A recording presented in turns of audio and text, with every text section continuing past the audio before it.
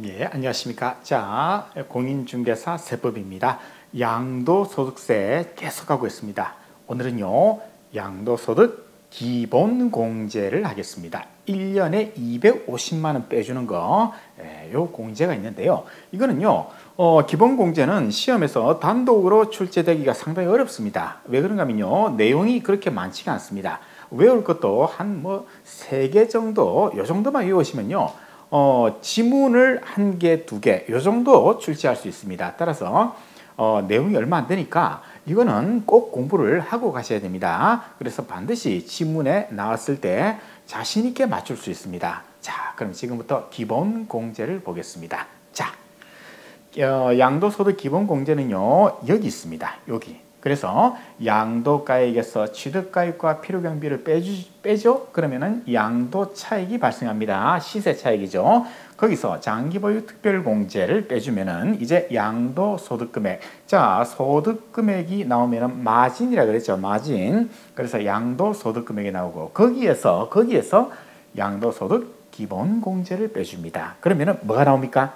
우리가 지금 얻으려고 하는 종착역이 바로 과세표준입니다. 과세표준.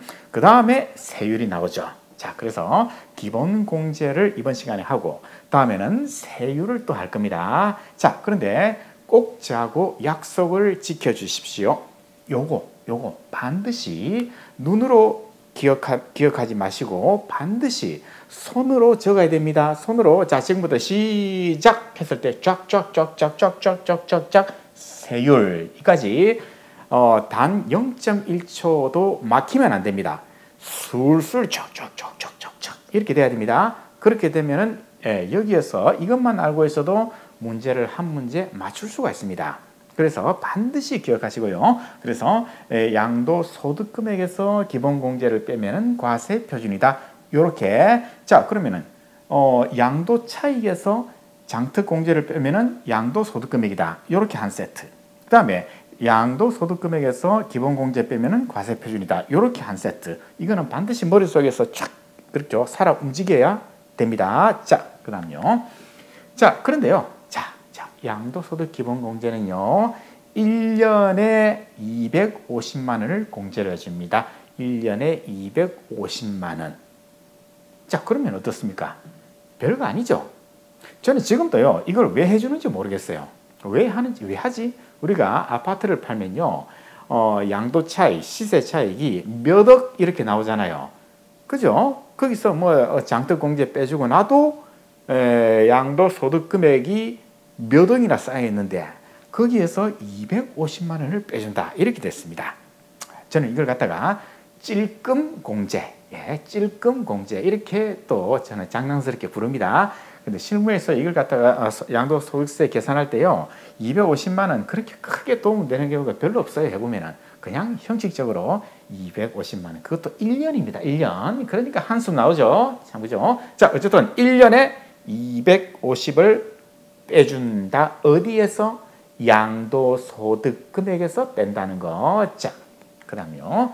그런데요, 이 250만 원 공제는요, 이거 시험 문제에 반드시 나옵니다. 양도소득 기본공제를 시험 문제에 지문으로 낸다 했을 때 이게 나와요. 자, 보유기간은 무관입니다.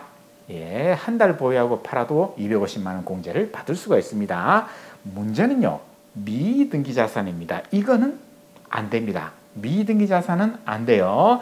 자, 그런데 보유기간은 된다. 그럼 시험 문제에 반드시 나오겠죠. 양도소득 기본공제는 보유기간이 2년 이상일 때 해준다. 틀렸죠? 그리고 미등기 자산도 해준다. 틀렸죠? 자, 그래서 요거 보유기간은 안 본다. 다만 등기하라. 미등기 자산만 안 된다는 거 시험 문제에 나온다면 이게 반드시 나오게 되어 있습니다. 자, 그 다음요. 그런데요, 이 250만 원이라고 하는 거는 우리가 양도소득세를 내는 자산이 여러 가지가 있잖아요. 그런데 요거는요, 그룹별로 250만 원 1년에 해주는 겁니다. 그래서 대표적인 게, 자, 부동산, 주식, 파생상품, 신탁수익권 이 4개의 카테고리로 구분을 합니다. 그래서 부동산 그룹, 주식 그룹, 파생상품 그룹, 신탁 수익권 그룹이 있는데 요거는 기억하지 마세요. 이건 아무짝에도 쓸모없는 겁니다. 시험 문제 절대 안 나올 거예요. 요 두 가지만. 부동산 그룹과 주식 그룹이 있더라. 그죠? 자, 그랬을 때 각 그룹별로 250만 원입니다. 자, 토지를 팔았습니다. 250만 원. 그리고 건물을 팔았습니다. 250만 원. 합쳐서 부동산 그룹 안에서 합쳐서 250. 주식도 또 어떤 주식 팔고 또 다음에 어떤 주식 팔고 막 1년에 여러 번 하겠잖아요. 거래를. 그래도 1년에 250밖에 안 된다는 겁니다. 자, 그래서 요거 그룹별로 250이라는 거 요거 기억하셔야 되고요. 자, 그러면은 예를 한번 들어보겠습니다. 부동산 그룹을 볼게요. 2023년도에 토지를 팔았습니다. 그리고 건물을 팔았습니다. 같은 해. 그러면은 토지를 팔았는데 이때 기본공제 받을 수 있죠. 그런데 250만 원을 이때 다 써버렸습니다. 그러면은 두 번째 판 건물에도 이제 250만 원을 해주려고 보니까 이미 토지에서 250만 원 받아버렸죠. 그래서 이때는 제로입니다. 받을 게 없습니다. 그런데 이런 경우는 토지를 먼저 팔았는데 200만 원 공제받았어요. 그럼 50만 원 남아있죠. 그러면은 같은 해에 건물을 팔았다. 그때 나머지 50을 또 받으시면 됩니다. 자, 그래서 그룹별로 자산을 몇 번 팔든지 상관없는데 다만 각 그룹 내에서 먼저 양도한 자산의 양도소득 금액부터 적용하라. 이게 법 문구입니다. 근데 시험 문제는 이게 그대로 나옵니다. 그래서 각 그룹에서 부동산 그룹에서 먼저 양도한 자산의 양도소득 금액에서 일단 250만 원 빼고요. 그리고 남았다. 그러면은 그 다음 자산의 양도소득 금액에서 또 적용을 한다. 그러나 한도는 그룹별로 250이다. 자, 요 문구를 기억을 하셔야 됩니다. 자, 그러면 보세요. 양도소득 금액에서 저 기본공제를 빼준다 이 말이죠. 양도소득 금액하고 기본공제 과세표준은 하나의 세트로 움직이도록 되어 있습니다. 그래서 이 문구 보세요.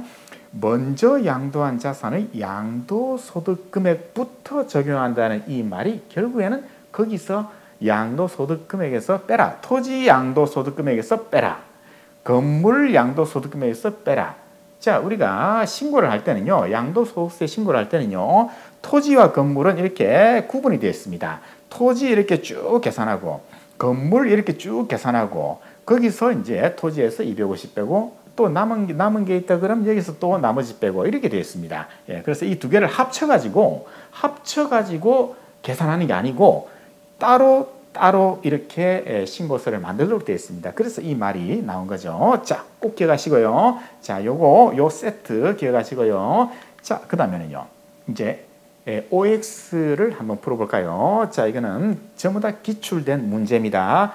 요거는 OX만 기억하시면 됩니다. 자, 보세요. 양도 차익에서 기본 공제를 빼면은 양도 소득 금액이 산출된다. 잠깐만. 이거 정신줄 놓으면은 분명히 헷갈립니다. 자, 양도 차익이죠. 양도 차익이 뭐랬습니까? 그래서 양도가액에서 취득가액 필요경비를 빼면은 양도 차익이죠. 시세 차익. 얘는 장기 보유 특별 공제하고 관계 있는 애잖아요. 그래서 기본 공제를 빼면은 양도소득 금액이 산출된다. 아하, 이게 무슨 말? 틀린 말. 자, 보세요. 양도가액에서 취득가액 필요경비를 빼죠. 그럼 양도 차익이잖아요. 양도 차익. 여기서 장특 공제가 등장하죠. 그렇죠? 그럼 양도소득 금액이 나오죠. 양도소득 금액에서 기본 공제를 빼면은 과세 표준이죠. 따라서 시험 문제는 뭐랬습니까? 지금 양도 차익에서 기본 공제를 빼면은 소득 금액이 나온다. 이렇게 돼 있죠? 이렇게, 그렇죠? 차익에서 기본 공제 빼면은 소득 금액이 나온다. 틀린 말이죠. 이거는 양도 차익에서 장특 공제를 빼면은 양도 소득 금액이 산출된다. 이렇게 맞는 말이죠. 자, 이 문구 요거는요. 지금 이 표를 갖다가 정확하게 기억하고 있지 않으면 풀 수가 없습니다. 그래서 이 표를 갖다가 반드시 쓰는 연습을 하라 그랬죠. 그리고 0.1초라도 뭐지 하면 안 된다 그랬습니다. 지금부터 시작. 촉촉촉촉촉촉 세율. 되겠죠? 예. 한 수십 번 쓰시면 됩니다. 예, 그럼 머리에 저절로 이게 살아납니다. 자, 지금부터 세법 공부해야지. 양도소득세 세법 공부한다 했을 때 이거 먼저 쓰십시오. 이거 먼저 딱 쓰고 그 다음에 오늘 세법 공부 끝났네 또 한 번 더 쓰십시오. 그러면은 몇 달만 하시면요. 한 달만 하시면은 이거 기계적으로 튀어나오게 되어 있습니다. 자, 그다음요. 자, 양도소득세 과세 대상 국내 소재의 등기된 토지와 건물을 같은 연도 중에 2023년도에 토지와 건물을 갖다가 양도 시기를 달리하여 양도를 했다. 예를 들어서 토지를 먼저 팔고 그 다음에 건물을 팔았다. 2023년도에. 그러면은 양도소득기본공제는 250만 원을 공제한다. 자, 이거는 어떻습니까? 토지를 갖다가 팔았는데 200만 원 이때 기본공제 받았습니다. 그러면 나머지 50만 원을 건물에서 받을 수 있죠. 그러나 합은 뭡니까? 합계는 250만 원이죠. 따라서 이 말은 어떻습니까? 맞는 얘기죠. 그죠? 양도소득기본공제는 250만 원을 공제한다. 부동산 그룹 내에서 몇 개의 자산을 팔든지 관계없지만은 그 모든 재산을 다 통틀어 가지고 250만 원만 적용이 된다. 이 뜻입니다. 그렇죠? 이 말이 길어가지고 조금 헷갈리는데요. 이 그림을 보시면은 아하, 부동산 그룹 내에서 토지를 먼저 팔았고 그러면 이때 기본공제 받고 그 다음에 건물을 팔았다. 그때도 기본공제를 받는다. 다만 이 모든 자산들은 250만 원이 한도다. 그래서 양도소득기본공제는 250만 원을 공제한다. 이 말이 나오고 있습니다. 이 말은 잘 기억을 하셔야 됩니다. 시험 문제에 언제든지 등장할 수 있습니다. 자, 그 다음요. 같은 해에 여러 개의 자산을 모두 등기, 그죠? 등기, 여러 개의 자산을 양도한 경우다. 자, 양도소득기본공제는 해당 과세기간에 먼저 양도한 자산의 양도소득 금액에서부터 순서대로 공제한다. 맞는 얘기죠? 아까 지문하고 아까 문제하고 거의 똑같은 내용이에요. 자, 토지를 먼저 팔았네. 그럼 토지에서 적용을 하고 얘를 먼저 적용하죠. 그 다음에 건물을 팔았다. 그러면 두 번째로 얘한테 적용을 한다는 거죠. 같은 부동산 지금 그룹이죠. 자, 단 감면 소득 금액은 없다. 이거는 별로 신경 쓰지 마세요. 이거는 별로 신경 쓸 거 없습니다. 자, 맞는 얘기. 자, 그래서 감면 공제는 그죠? 이쪽에 있죠? 오른쪽에 있죠? 따라서 지금 양도소득 기본공제하고는 하등의 관계가 없는 겁니다. 그래서 요거 꼭 기억하시고요. 자, 그 다음요. 자, 2주택입니다. 주택이 두 채 있습니다. 연도를 달리해서 양도했다. 그리고 다른 양도자산이 없다. 그렇죠? 2023년도에 집이 두 채가 있었는데 그 두 채를 연도를 달리했답니다. 그럼 23년도에 하나 팔고 24년도에 하나 팔았어요. 자, 그러면은 각각에 대해서 250만 원 기본공제 적용된다. 이건 뭐 당연한 얘기네. 당연한 얘기죠. 부동산 그룹 중에서 집을 갖다가 2022년도에 팔았다. 그럼 이때 250만 원 적용하죠. 그리고 23년도에 다른 집을 팔았다. 그래 또 이때도 250만 원 적용하죠. 따라서 1년에 같은 그룹 내에서 250만 원씩 적용할 수 있는 거죠. 이거는 뭐 당연한 얘기를 하고 있습니다. 그런데 이런 게 다 기출문제 나왔다는 거죠. 자, 그 다음요.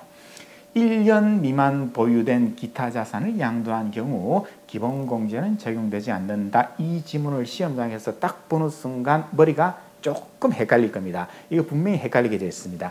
1년 미만 보유. 우리 세법에서 양도소득세에서 몇 년 이상 보유 이게 하도 많아가지고 잠깐만 1년 미만 보유된 이런 경우에도 기본공제가 적용되나? 헷갈리죠? 자, 기본공제는 적용 안 된다고 되어 있습니다. 자, 이거 보시죠. 틀렸어요. 왜? 자, 우리가 아까 말씀드렸죠. 보유기간하고는 아무 관계 없다. 양도소득기본공제는 오늘 사서 내일 팔았다. 그래도 250만 원 공제를 받죠. 그래서 보유기간은 관계없죠. 그런데 미등기자산 얘는 안 된다. 얘만 안 되고 보유기간은 관계없다. 그렇죠. 그래서 보유대 1년 미만 보유하더라도 기본공제는 된다는 거죠. 요거 정신줄로 오면은 분명히 이거 실수하게 되어 있습니다. 그래서 기본공제, 왜냐하면 장특공제하고 얘하고 막 섞이거든요. 자, 그래서 보유기간은 관계없다. 미등기 자산은 안 된다. 기억하시고요. 자, 미등기 자산 나왔습니다. 다음 또는 다다음 파트겠네요. 미등기 자산은 별도의 챕터를 할 겁니다. 시험 문제에 나올 수 있기 때문에. 자, 미등기 자산을 양도한 경우에 자, 장특공제입니다. 장기보유 특별공제는 적용할 수 없다. 오케이, 맞는 말이죠. 장기보유 특별공제는 미등기 자산은 안 돼요. 자, 기본공제는 적용할 수 있다. 잠깐만. 장기보유 특별공제는요, 미등기 자산은 장기보유 특별공제 그리고 기본공제 전부 다 안 됩니다. 미등기 자산은요, 장특공제 안 되고 기본공제 250만 원도 뺄 수 없다. 절대 안 됩니다. 따라서 이건 틀린 말. 틀린 말. 요거는 미등기 자산 파트에서 별도로 한 번 더 할 겁니다. 그러나 우리가 지금까지 장특공제 했죠? 그리고 오늘 기본공제 지금 하고 있죠? 그러면은 충분히 이걸 이해할 수 있습니다. 자, 이 정도 하면 끝났을 거예요, 아마. 자, 그렇죠. 예. 자, 이렇게 해서 양도소득 기본공제를 했습니다. 자, 내용은 별거 없어요. 몇 가지만, 포인트만 기억하시면은 시험 문제의 지문으로 1개 내지는 2개 정도 나올 수가 있습니다. 3개까지는 조금 힘들어요. 3개를 만들기에는 조금 너무 어렵고, 요게 이제 다른 파트하고 섞여서 나옵니다. 이게 나중에 양도소득 뭐 차손을 갖다가 통산한다 뭐 그런 거 있거든요. 네팅 친다 이거하고도 같이 연결이 되어 있습니다. 자, 그래서 어쨌든 간단하니까 꼭 기억하시고 다시 한 번 더 약속. 아까 그 표 왼쪽에 있는 표 지금부터 시작하면은 쫙쫙쫙 흔들림 없이 쓸 정도가 되어야 된다, 그죠? 그래야 양도소득 파트에서 6문제, 4문제를 자신 있게 맞출 수 있는 겁니다. 그죠? 자, 오늘은 기본공제를 했습니다.